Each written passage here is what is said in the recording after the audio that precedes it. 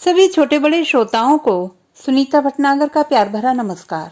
Audio stories के हमारे channel कहानी जगत में आप सभी का स्वागत है। हिंदी कहानियों की श्रृंखला में आइए आज सुनते हैं संतोष श्रीवास्तव जी द्वारा रचित कहानी गूंगी। हॉल की आधुनिक लेकिन राजसी सजावट को वह बिटर बिटर ताक रही थी। सोफे पर बैठी निर्मला देवी का सब्र जवाब दे गया। बोलती क्यों नहीं? गूंगी है क्या? उसने सिर झुका लिया। आंखों की कैफियत बता रही थी कि आंसू उमड़ आए हैं। जी भाई साहब, पास खड़ी फूलों ने, जो निर्मला देवी की मुंह लगी नौकरानी थी और खास उनके लिए ही नियुक्त की गई थी, कहा और उस पर नजर डालकर बोली, भाई साहब, गूंगी है बेचारी, पर बहरी नहीं है। 6 साल में टॉन्सिल के ऑपरेशन से आवाज चली गई, पर पढ़ी लिखी है, 7वीं पास है। विधवा माँ किसी तरह गुजर बसर कर लेती है गांव में। गांव में? तो यहाँ किसके पास रहती है? मामा के पास। पर वो भी कब तक पाले इसे? आपकी सेवा में अपनी रोटी कमा लेगी भाई साहब, छोरी पर उपकार हो जाएगा। चल, तेरे कहने पर रख लेती हूँ फूलो। छोटी बींदड़ी के संग घर के कामकाज सीख लेगी। पिछवाड़े का कमरा खोल दे इसके लिए। देख, क्या नाम है फूलो इसका? नाम तो महुआ है भाई साहब। महुआ के झाड़ के नीचे जन्मी है ना, इसीलिए। पर घर में सब मुन्नी बुलाते हैं। मुन्नी टुन्नी नहीं, हम तो महुआ ही कहेंगे। रहना खाना कपड़ा सब मिलेगा, पर काम जी लगाकर करना पड़ेगा। महुआ हर बात में हाँ में सिर हिला रही थी। फिर फूलों की ओर इशारा कर रुपयों की बाबत पूछा। निर्मला देवी समझ गई, लड़की होशियार है। छोटी बींदड़ी वसुंधरा के लिए रख लेते हैं। उन्होंने भी दोनों हाथ की 10 उंगलियां खड़ी कर दी। 1000। अरे पैर छू भाई साहब के, तेरे तो भाग खुल गए मुन्नी। अब और क्या चाहिए? फूलों ने उसे पैर छूने का इशारा किया। पैरों की ओर बढ़ते हाथों को परखा निर्मला देवी ने।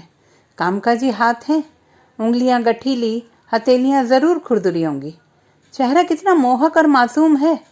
आंखें बड़ी सुंदर हैं, होंठ मादक, हंसते हुए अच्छी लगती होगी। भगवान भी कभी कभी कैसा अनर्थ कर डालता है। एक आह सी भरते हुए उन्होंने इंटरकॉम के जरिए वसुंधरा को बुलवाया। वसुंधरा नहाकर निकली ही थी। बालों से पानी की बूंदें टपक रही थी। सिर पर आंचल ले उन्होंने आते ही निर्मला देवी के पैर छुए। निर्मला देवी समझ गईं कि आज छोटी बींदड़ी का मंगल का व्रत है। उनके सिर पर हाथ रखते हुए बोली, छोटी बींदड़ी, आज से ये गूंगी तुम्हारी सेवा में। इसे घर के कामकाज सिखा देना, पहनने को अच्छे कपड़े दे दो। जाओ महुआ, ये तुम्हारी छोटी मालकिन है। महुआ ने हाँ में सिर हिलाया और वसुंधरा के साथ गलीचा बिछे गलियारे में, जिसमें बाईं ओर लाइन से कैक्टस के गमले रखे थे, पार कर उनके कमरे में आ गई। उसे लगा जैसे वह परियों के देश में आ गई है। ऐसा सब परियों की कहानियों में पढ़ रखा था, आज साक्षात देख रही है। वसुंधरा ने उसे अलमारी से ढेर सारे कपड़े निकाल कर दिए। जब जो मन करे पहन लेना। वह चमकती आंखों से दीवान पर रखे कपड़ों पर हाथ फेरने लगी। तभी फूलों आकर उसके पिछवाड़े के कमरे में लाकर बोली, मुन्नी, आज से यह कमरा तेरा। वो गुसल खाना है, पहले नहा ले, कपड़े उस अलमारी में रखना, बिस्तर झटकार ले। है ना सुंदर कमरा? महुआ खुश होकर फूलों से लिपट गई। उसकी आंखों से आंसू ढलकने लगे। रोती क्यों है छोरी? इन लोगों की सेवा करेगी तो फायदे में रहेगी। लेकिन एक बात गांठ बांध ले, इन्हें भूलकर भी पता ना लगे कि हम नीची जाति के हैं, कंजरों की बिरादरी के हैं, समझी? वरना तेरे हाथ का पानी भी नहीं पिएंगी ये सेठानियां। सेठ भले कंजर औरत को रखेल बनाने में अपनी शान समझे। महुआ का मुंह कड़वा हो आया। रखेल की भला क्या औकात, जैसे खूंटे से बंधी गाय। चारा पानी डालते रहो। और महुआ जानती है ऐसी सोच रखना व्यर्थ है। वह गूंगी जो है, ईश्वर ने उसे सन्नाटे बख्शे हैं और उसे इसी में जीना है। नहा धोकर तैयार होकर वह वसुंधरा के कमरे में उनके सामने हाजिर हो गई। वसुंधरा ने उसे सिर से पैर तक निहारा। अच्छी लग रही हो। फूलो चली गई क्या? चलो, मैं ही तुम्हें रसोई में महाराज से मिलवा देती हूँ, वो तुम्हें सब काम सिखा देंगे। महुआ ने देखा, खूब बड़े आधुनिक रसोई घर में महाराज के साथ 2 औरतें भी जुटी हैं खाना पकाने में। एक सब्जी काट रही थी, दूसरी आटा गूंथ रही थी। महाराज मिक्सी चलाकर मसाला पीस रहे थे। इसे यहाँ क्या करना है बता दिया है ना मासा ने? जी, अभी इंटरकॉम आया था छोटी मालकिन। तभी वसुंधरा का मोबाइल बजा। उनके जाते ही वह महाराज के पास जाकर खड़ी हो गई। उसने मिक्सी चलाने की इच्छा इशारे से प्रकट की। नहीं, अभी तुम बस देखो, शाम को खाने में मदद करना। वो जो सब्जी काट रही है वह सुधा है और जो आटा गूंथ रही है वह नीलू है। दोनों उसकी ओर देखकर मुस्कुराई। इतनी बड़ी कोठी में न जाने कितने लोग हैं, कितना ढेर सारा आटा गूंथ रही है नीलू। महाराज ने उसे एक बड़ा सा बूंदी का लड्डू प्लेट में रख कर दिया। ले, उधर कोने में जाकर खा ले और पानी पी लेना। खाना 2 बजे मिलेगा। 1 बजे बड़े सेठ फैक्ट्री से आएंगे, उनके और बड़ी सेठानी के खा लेने के बाद ही सब खाते हैं। रसोई घर में मऊआ बिना काम के जल्दी ही ऊब गई और महाराज को इशारे से बताकर अपने कमरे में आ गई। कमरे के सामने बड़ा सा लॉन था, उसमें झूले पड़े थे। बच्चों के खेलने की पूरी सामग्री थी वहां। आगे की तरफ खूब बड़ा बगीचा और विशाल गेट। कमरे में मन नहीं लगा, लगता भी कैसे, इतनी समृद्धि वह पहली बार देख रही थी। कितने पड़ावों से गुजर चुकी है उसकी जिंदगी, जबकि उम्र के 25 बरस ही गुजरे हैं। माई बापू के साथ गांव में मिट्टी और फूस से बने कच्चे झोंपड़े में रहा करती थी वह। फिर मामा की कांदीवली में चौल, वहीं खाना पका लो, कोने की मोरी में नहा लो। चौल की सीलिंग पर एक छोटा सा मालिया था, झुक कर चलना पड़ता था। वहीं वह दोनों ममेरे भाइयों के साथ सोती थी। दोनों उम्र में उससे छोटे और बेहद शरारती थे। उसे याद नहीं कि एक भी रात ऐसी गुजरी हो जब मामा शराब पीकर ना आया हो और मामी को ना पीटा हो। न जाने क्यों सहती है मामी उसकी मार। पिटने के बाद भी वह मामा के संग एक ही बिस्तर पर सोती है। ये कैसी मजबूरी है। माई कहती थी, अगर तेरे भाई होते तो तेरा बापू मेरी इज्जत करता, रोज मारकूट थोड़ी करता। पूतों वाली औरत के 70 नखरे, पर 2 बेटों को जन्म देकर भी वह मामा की मार पीट गाली गलौज सुनती है। धीरे धीरे महुआ के मन में मामा के प्रति विद्रोह अंकुरित होने लगा। काम में हाथ बटाने के बावजूद मामी उसे कोसती थी। कुतुब मीनार सी लंबी होती जा रही है धिंगड़ी, कुछ काम धंधा किया कर, कब तक छाती पर मूंग दलेगी। उसे बुरा नहीं लगा, ठीक ही तो कह रही है मामी। जब वह मामा से नफरत करती है तो क्यों खाए उसकी रोटी। उसके सामने की बिल्डिंग के बच्चों को उसने स्कूल लाने ले जाने की नौकरी पकड़ ली। एक साथ 10-10 बस्ते टांगने पड़ते, हाथ में पानी की बोतलें, टिफिन। थक जाती, पर विश्वास था कि इसी में से कोई राह जरूर निकलेगी। कई महीने गुजर गए, लेकिन अब मामी उस पर ज्यादा चिल्लाती नहीं थी। पहली तारीख को पूरे 1000 रुपए जो लाकर देती थी महुआ। एक दिन मामी बच्चों समेत मायके चली गई। उसे मामा के लिए खाना पकाने को छोड़ गई थी। वह मोरी पर नहा रही थी, तभी मामा आ गया। उसे उघाड़े बदन देखकर लगा उसे नोचने खसोटने। अपने नाजुक हाथों से उसने मामा के बलिष्ठ हाथों की पकड़ छुड़ानी चाहिए। उसके कसमसाने से मामा भड़क गया। कंजरी, इतना नखरा। महुआ का मन किया उसके मुंह पर थूक दे। मैं कंजरी तो तू भी तो कंजर है। मजबूर करते हैं तेरे जैसे औरतखोर मर्द कंजर औरत को शरीर का सौदा करने के लिए। उन्हें सेठों की दहलीज पर तुझ जैसे मर्द ही भेजते हैं ताकि पूरी उम्र ऐश कर सके उनकी कमाई पर। और तू तू तो अपनी बेटी जैसी तक को नहीं छोड़ रहा। पर काश उसके जुबान होती। जुबान नहीं, पर ताकत तो है। उसने मामा के पेट पर घुटने की चोट की। वह संतुलन संभाल नहीं पाया। महुआ ने कोने से टिकी लाठी उठाकर मामा पर कई वार किए। घायल हिरनी सी वह अंधाधुंध मारती रही और मुंह से गौ गौ की करुण आवाज निकालती रही। मामा पिटता रहा। शायद वह महुआ के उस रूप से बेखबर था। वह तो गनीमत है कि पिटने पर भी मामा सही सलामत है, वरना ठेकेदार तो उसकी मार से अभी भी लंगड़ा कर चलता है। ज्यादा पुरानी बात कहाँ है, 2 ही साल तो हुए हैं। ठेके पर उठे जंगल में वह माई बापू और अपनी 4 बहनों के साथ बांस काटने की मजदूरी करने गई थी। मामा यहाँ दर्जी हो गया है तो क्या, काम तो उनकी कंजर बिरादरी का यही है। बांस काटना, छीलना, चीरना, फिर टोकरी, सूप और चटाई आदि बनाना। माई बापू यही करते थे। हफ्तों जंगलों में रहना पड़ता था। रोज रोज जंगल से गांव कोसों चलकर आना भारी पड़ता था। ठेकेदार राशन पानी दे देता है, वहीं ईंटों का चूल्हा बनाकर पक जाती है रोटी। उस साल बांस खूब उगा था। हवा में झूमते थे दीवानावार पेड़। झुरमुट में से बांसुरी की धुन सी निकलती। छोटे नरम बांस के कल्लों को माई आलू जैसा काट कर मसाले में भूनती थी। महुआ उसे चावल में सान कर बड़े मजे से खाती थी। सभी मजदूर लड़कियों औरतों के संग वह भी कटे बांसों का गठरा बनाकर ढोती थी। ठेकेदार हाँक लगाता, तेरे गट्ठर में बांस कम बंधे हैं, गिनू तो कितने हैं। वह सिर झुका देती। बड़ी देर बाद समझ में आया कि यह तो उसका बहाना था। वह तो झुकने से उभरी ब्लाउज से झांकती मांसल गोलाइयों को देखा करता था। तब से वह ब्लाउज पर आंचल अच्छे से ओढ़ कर लेने लगी थी। ठेकेदार झल्ला पड़ा। अरे काहे इतना ढक मूंद कर रहती है महुआ, हमसे कैसा परहेज।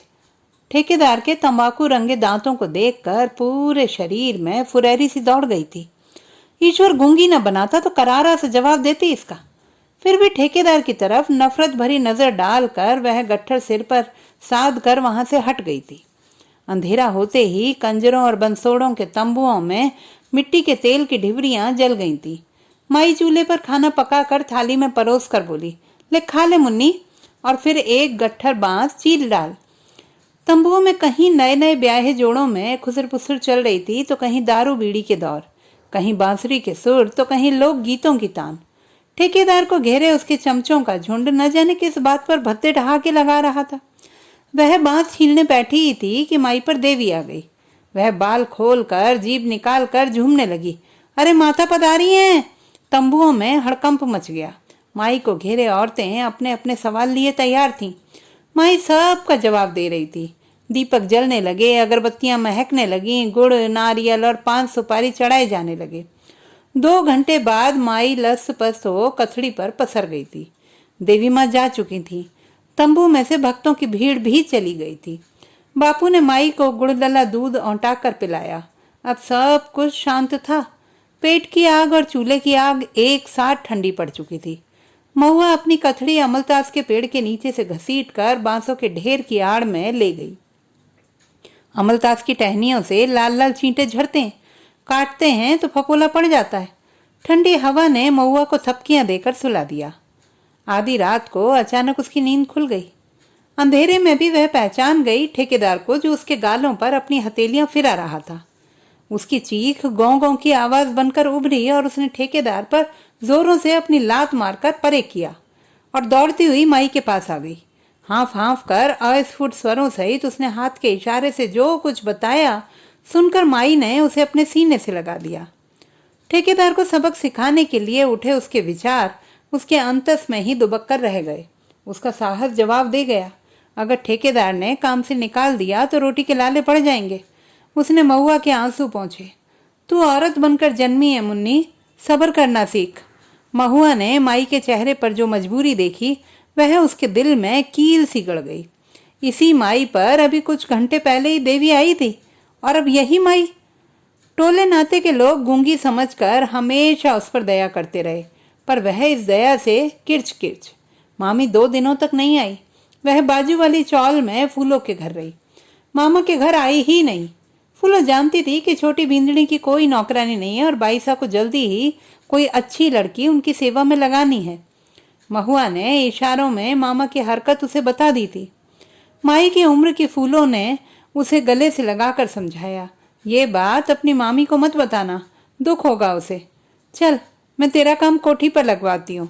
तू यहाँ खड़ी है, जा छोटी मालकिन को खाना दे आ, फिर हम सब इकट्ठे खाएंगे। नीलू उसके दरवाजे पर खड़ी थी। नीलू का पति छोटे मालिक का खास खिदमतगार है। नीलू बड़े मालिक की विधवा उर्मिला देवी की नौकरानी है। साल भर पहले बड़े मालिक का अचानक हार्ट फेल हो गया था। तब से उर्मिला देवी ने खुद को कमरे में कैद सा कर लिया है।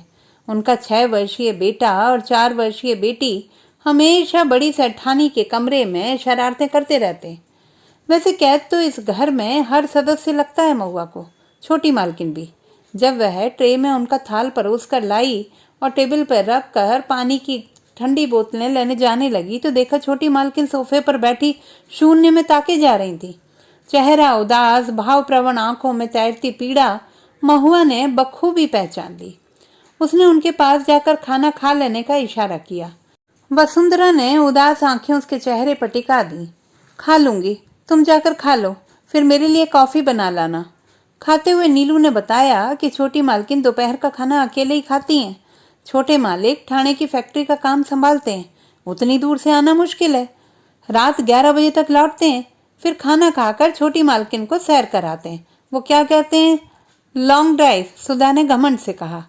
ये मेरी भाभी अंग्रेजी भी जानती है, इसीलिए तो यश बाबा, प्रीति बेबी और सुयश बाबा की आया है, तीनों को यही होमवर्क कराती है। दोपहर ढलते ही फूलों के संग माई को अपने कमरे की ओर आते देखकर वह खोई हुई बछिया सी उनसे लिपटकर रो पड़ी थी।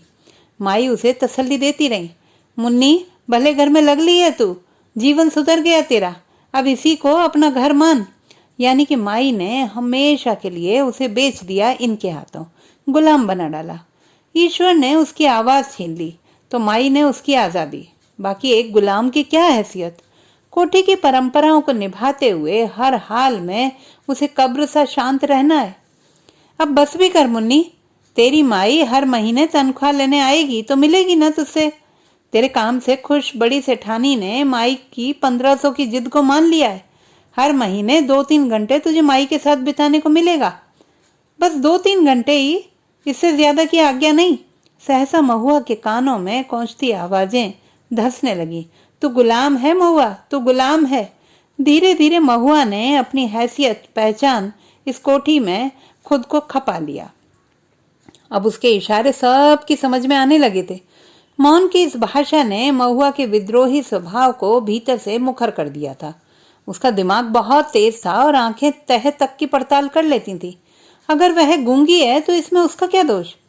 कितनी उसकी जान पहचान नाते रिश्ते की लड़कियां हैं, सब तो गूंगी नहीं। फिर क्यों नहीं उनके ब्याह होते? फिर क्यों वे ठेकेदार जैसों की हवस की शिकार होती हैं? अगले दिन बांस का गट्ठर ढोते हुए उसने पेड़ के नीचे आराम से बैठे ठेकेदार के पैरों पर जानबूझकर गट्ठर पटक दिया था। वह बिलबिलाकर चीखा, अरे मार डाला रे गूंगी कंजरी ने। पल भर में मजदूर जमा हो गए। ठेकेदार का पंजा लहूलुहान हो गया था। एक मजदूर दौड़कर पानी ले आया, दूसरे ने कंधे के गमछे की पट्टी बांधी। ठेकेदार कराह रहा था और रह रहकर उसे कोस रहा था। 3-4 मजदूर उसे कंबल में चारों कोनों से गठरी जैसा उठाकर गांव के अस्पताल ले गए थे। पता चला टखने की हड्डी टूट गई है, प्लास्टर बंध गया जो 30 दिन बाद खुलेगा। महुआ मन ही मन खुश थी, लेकिन बापू ने उसी गट्ठर से बांस निकालकर महुआ पर बरसाने शुरू कर दिए थे। करम जली, देखकर नहीं चलती, आंखें तो दी है ना भगवान ने। लोगों ने रोका, क्या मार डालेगा छोकरी को? जान के तो गिराया नहीं, ठोकर लग गई होगी। पर महुआ को बापू की मार फूल सी लगी। उसने ठेकेदार से बदला ले लिया था। वह किसी कीमत पर खुद को किसी की हवस का शिकार नहीं होने देगी। उसकी जुबान नहीं है पर हाथ पांव तो है ना। अगर वह औरत होकर घर परिवार बाल बच्चों वाली नहीं हो सकती तो अपने शरीर का सुख भी किसी को उठाने नहीं देगी।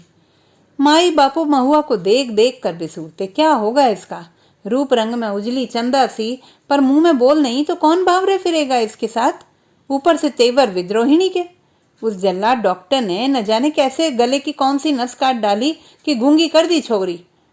आज तक बोलती बंद है। भूत चुड़ैल का साया मान ओझा से झड़वा भी चुके, अंग्रेजी जड़ी बूटी सब इलाज करवा डाले, पर कोई असर नहीं। इसी चिंता में बापू बीमार पड़ गए। शादी तो उनकी 4 बेटियों की भी नहीं हुई थी, पर वे गूंगी तो नहीं थी। ठेकेदार वाली घटना से बापू सकते में थे। हफ्तों से बुखार उतरने का नाम नहीं ले रहा था, शरीर पीला पड़ गया था। सोकर उठते तो तकिया चादर सब पीले हो जाते। गांव का डॉक्टर बता रहा था कि पीलिया हुआ है। बेटियों ने माई ने खूब सेवा की, पर बापू पतझड़ के पीले जर्द पत्ते की तरह एक दिन झर ही गए। उनका मरना परिवार को हिला गया। बिलखती माई को ढाढ़स बंधाया था मामा ने। महुआ को मैं मुंबई लिवा ले जाता हूँ, वहां अपनी मामी के संग काम करेगी तो कमाई दुगनी हो जाएगी, तुझे भी भेजेगी पैसा। अब तू अपनी 4 बेटियों की सोच। माई के आगे इसके सिवा कोई चारा न था, जबकि वह जानती थी कि मामा का चाल चलन अच्छा नहीं है। वहां दर्जीगिरी करता है और शराब पे पैसे उड़ाता है, पर मजबूरी थी। मुंबई आकर महुआ मामी के काम में हाथ बटाने लगी। घर के कामों से निपट कर साड़ियों में फॉल, बीडिंग, ब्लाउज कुर्ते में हुक बटन टांकना, तुरपाई करना आदि कामों में जुटी रहती। जैसे तैसे मन लगाया था उसने वहां पर मामा की नीचता ने उसका दिल तोड़ दिया। वसुंधरा का 5 वर्षीय बेटा सुयश प्रीति और यश के साथ ही बना रहता था। महुआ ने उसे एकाध बार ही वसुंधरा के कमरे में देखा होगा। वह वसुंधरा के कपड़ों में आयरन कर रही थी। वे अपने लंबे घने रेशमी बालों को सुलझाती हुई उसके नजदीक आई। अच्छा है महुआ, तुम बोल नहीं सकती, हम बोलते हैं तो बुरे कहलाते हैं। उसने सवाल भरी आंखों से अपनी छोटी मालकिन की ओर देखा। रक्तिम आंखें जो रात भर जागरण का सबूत थी, उसकी हिम्मत छीन रही थी। महुआ, तुमने शोकेस में सजी गुड़िया देखी है? यानी कि छोटी मालकिन खुश नहीं है यहाँ? वे किसी से भी बात तो नहीं करती, कहीं आती जाती भी तो नहीं। इस कोठी में न जाने कितने घर हैं, अलग अलग जिंदगी जीते, अजनबी एहसासों से घिरे। आयरन से निपट कर वह उनके नजदीक फर्श पर बैठ गई और उनके तलुओं को सहलाने लगी। सोने की पाजेब उसे छोटी मालकिन के पैरों की पाजेब कम, बेड़ियां अधिक लग रही थी। माई कहती थी कि कंजर औरतों को पाजेब पहनाकर मालदार सेठ अपनी बना लेता है, यानी किसी के हो जाने का ठप्पा। मर्द ऐसी कोई निशानी खुद क्यों नहीं पहनता? क्योंकि वह किसी एक का होकर तो नहीं जीता। सवाल जवाब के घेरे से बाहर निकलकर महुआ ने देखा, छोटी मालकिन की आंखें धीरे धीरे मूंदने लगी थी।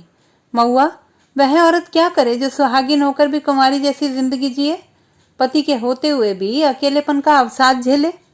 महुआ ने अब उनके बालों में उंगलियां फेरनी शुरू कर दी।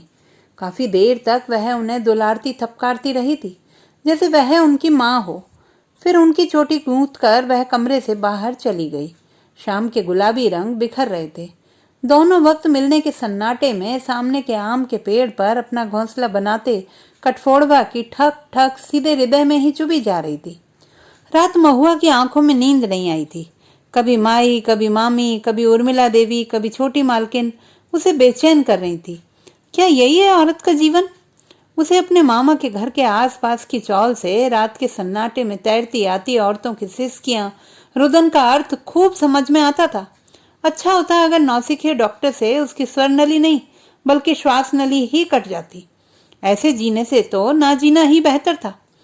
मर्दों की दुनिया में औरत बस मांस की पुतली ही जन्मी है, मर्दों के मनोरंजन के लिए, संतुष्टि के लिए, सेवा के लिए और उनका वंश बढ़ाने के लिए।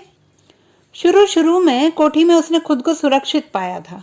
ऐशो आराम की जिंदगी भले ही वह नौकरानी की हैसियत से क्यों ना हो जी रही थी, पर अब लगता है इस कोठी की हर औरत सीली लकड़ी से धुआं दे रही है। यही हाल सेठों की रखैल बनी उसकी बिन ब्याही बहनों का था। तमाम सुख सुविधाओं के बीच वे भी अपने अधिकारों के लिए तड़पती रहती।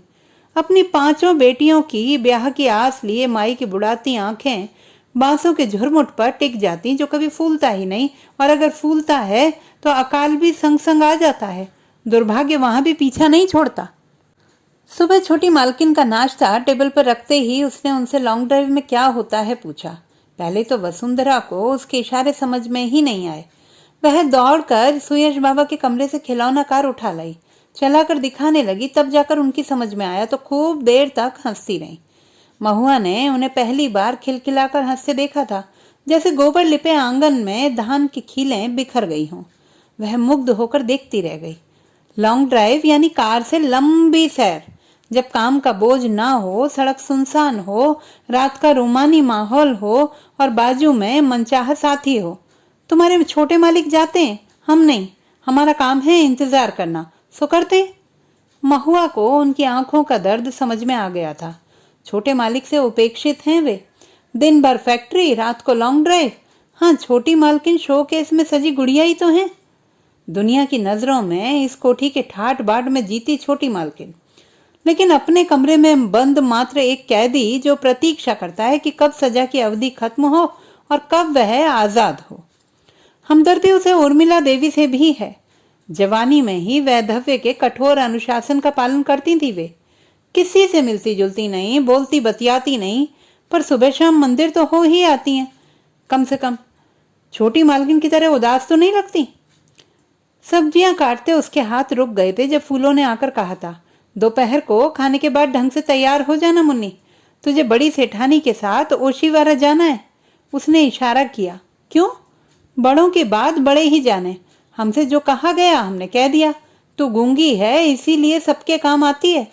महुआ के कुछ कुछ समझ में आया, यानी उसे साथ रखने में किसी को कोई खतरा नहीं है।